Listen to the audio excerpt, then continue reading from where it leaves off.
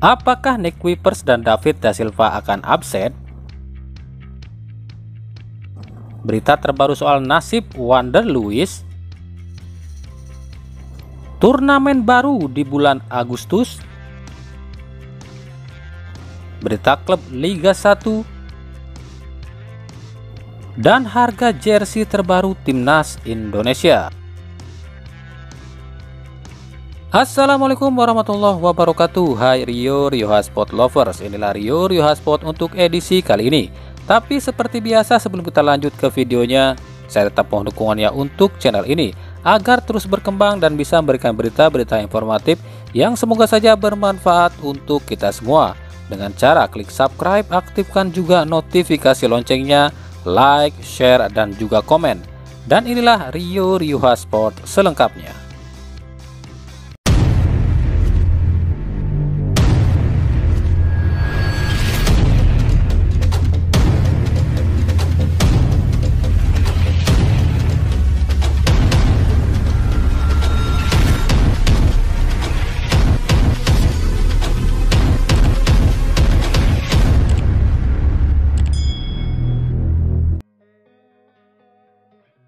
Jelang perempat final Piala Presiden 2022, Persib Bandung diterpa kabar kurang sedap, yakni jumlah pilar yang cedera bertambah. Mereka adalah Nick Kuipers dan David da Silva. Hal ini disampaikan pelatih Persib Robert Rene Albert 27 Juni lalu. Setelah kemarin di pertandingan terakhir, Nick main 20 menit dan ia mengaku kondisinya menurun, ada terasa sakit di bagian punggung. Dan saya tak mau ambil risiko untuk turunkan dia di laga selanjutnya.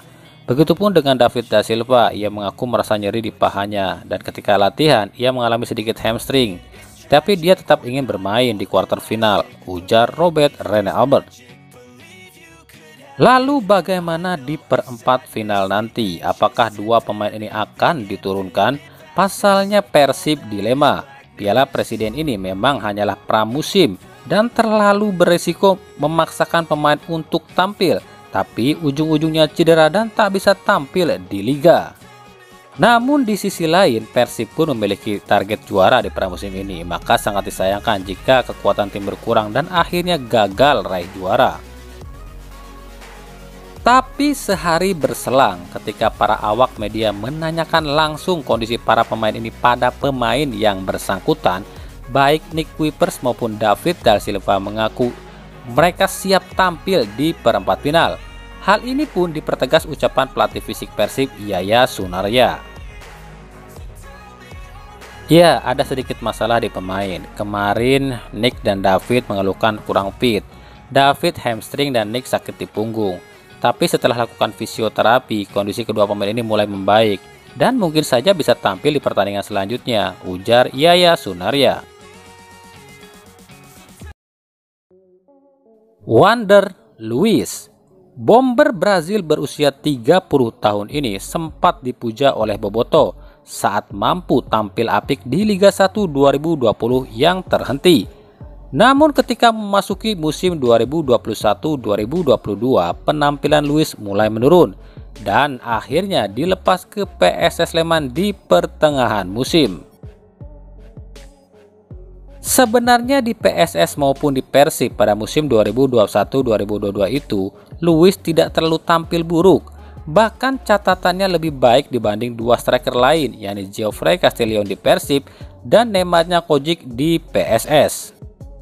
Namun, kegagalannya eksekusi penalti saat lawan Persikabo di Liga 1 musim lalu membuat supporter PSS Sleman yakni BCS kecewa dan meminta manajemen melepas Luiz. Lalu bagaimana nasibnya kini?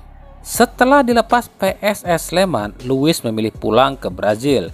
Di sana ia coba menghubungi beberapa klub di Liga Brazil maupun Liga Asia, seperti klub Santa Maria yang pernah ia bela dan klub Long An di Vietnam yang juga pernah ia bela. Namun kabarnya dua klub ini menyatakan belum tertarik pada Luiz. Berita terbaru kabarnya Luiz mencoba melamar ke salah satu klub Liga 1, yakni Persis Solo. Namun sejauh ini belum ada tanggapan dari pihak Persis Solo. Hal ini disampaikan oleh pelatih Persis Solo Jackson F. Tiago. Iya, kemarin ada salah seorang pemain Brazil yang mantan pemain Persib juga coba menghubungi saya agar bisa bermain di sini. Tapi kami dan manajemen masih mempertimbangkan untuk mencoba Gerard Artigas dulu di liga nanti. Tapi tak menutup kemungkinan dia akan kami ambil jika memang pemain asing kami tak sesuai ekspektasi kami, ujar Jackson F. Tiago.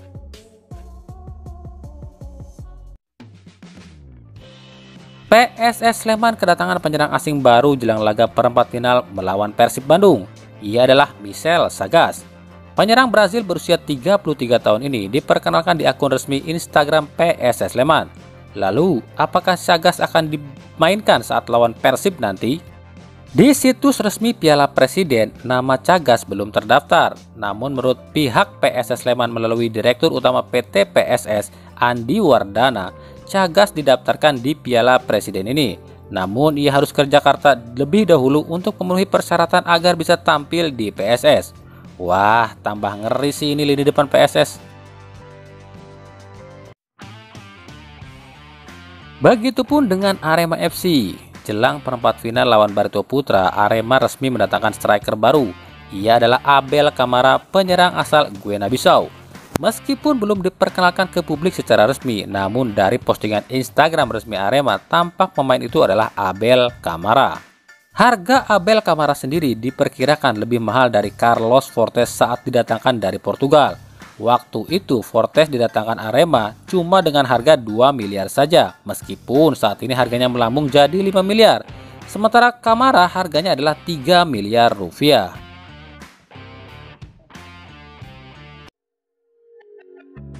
Wali Kota Medan Bobi Nasution yang juga menantu dari Presiden Jokowi berencana menggelar turnamen dengan tajuk Bonas Cup pada 3 Agustus mendatang. Turnamen ini rencananya akan dihadiri tim-tim Liga 1, di antaranya Persis Solo, Persebaya, Persija Jakarta, dan Persib Bandung. Di samping klub-klub Liga 2 seperti PSMS Medan dan Persiraja Banda Aceh. Yang jadi pertanyaan, apakah tim-tim Liga 1 akan ikut serta? Pasalnya tanggal 3 Agustus nampaknya Liga 1 sudah bergulir. Sejauh ini belum ada konfirmasi dari pihak Bonas Cup maupun tim-tim Liga 1 yang ingin berpartisipasi dalam ajang ini. Diketahui hadiah juara turnamen ini adalah 3 miliar rupiah. Dari Persija Jakarta, usai Gatot alias gagal total di Piala Presiden ini, bahkan jadi satu-satunya tim yang tak raih poin sama sekali, banyak pihak yang mulai ragu pada kualitas Thomas Doll. Memang beberapa waktu yang lalu Thomas Doll mengaku jika kualitas lapangan di Indonesia layaknya lapangan untuk menggembala sapi di Jerman. Itu untuk lapangan utama ya, apalagi lapangan latihan. Yang menurut Thomas Doll jauh lebih bagus lapangan untuk menggembala sapi dibanding lapangan latihan di Indonesia. Tapi bukankah Persija sudah biasa main di lapangan seperti ini? Karena memang sejak dulu lapangan di Indonesia ya seperti itu. Soal peluangnya di Liga 1 nanti, Doll mengaku sangat kecil peluang Persija untuk bersaing di Liga 1 jika tak memiliki training ground yang memadai. Ya, lapangan di sini sangat buruk, seperti lapangan kandang sapi di Jerman. Maka dari itu saya tak berani turunkan 2 pemain asing baru kami. Terlalu berisiko jika nantinya mereka cedera dan tak bisa tampil di liga, ujar Thomas Doll.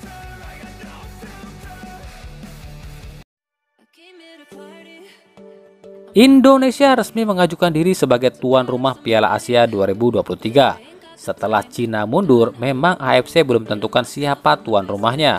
Namun AFC meminta pada negara yang ingin ajukan diri sebagai tuan rumah agar segera mendaftarkan paling lambat 30 Juni 2022. Dan Indonesia sendiri akhirnya mengajukan diri sebagai tuan rumah Piala Asia 2023. Indonesia pun berbenah, dimulai dengan luncurkan jersey terbaru Timnas Indonesia. Jersey ini mengusung konsep Fast and Future dengan desain kerah dan logo Garuda yang baru, yang terinspirasi dari jersey Timnas saat raih emas pertama kali SEA Games 1987. Dalam launchingnya, 3 punggawa muda Timnas yakni Marcelino Ferdinand dari Persebaya, Ronaldo Kuateh dari Madura United, dan Marcel Januar dari Bali United jadi modelnya. Nah, buat kalian yang penasaran berapa sih harga jersey terbaru Timnas ini? Sabar ya, soalnya Mills belum launching secara resmi ke publik. Kabarnya harganya sih nggak terlalu mahal-mahal amat, ya sekitar 300 ribuan gitulah untuk yang KW1 alias supporter edisi ya. Kalau yang original asli player mencapai 1,3 juta rupiah. Nah itulah tadi Rio Hotspot edisi kali ini. Ikuti terus berita seputar sepak bola khususnya Liga Indonesia dan pernak-perniknya hanya di Rio Hotspot. Terima kasih yang telah menyaksikan video ini dan mengunjungi channel ini. Kritik dan saran tetap kami nantikan di kolom komentar atau di media sosial kami di bawah ini. Sampai jumpa di video selanjutnya dan salam Rio Hotspot.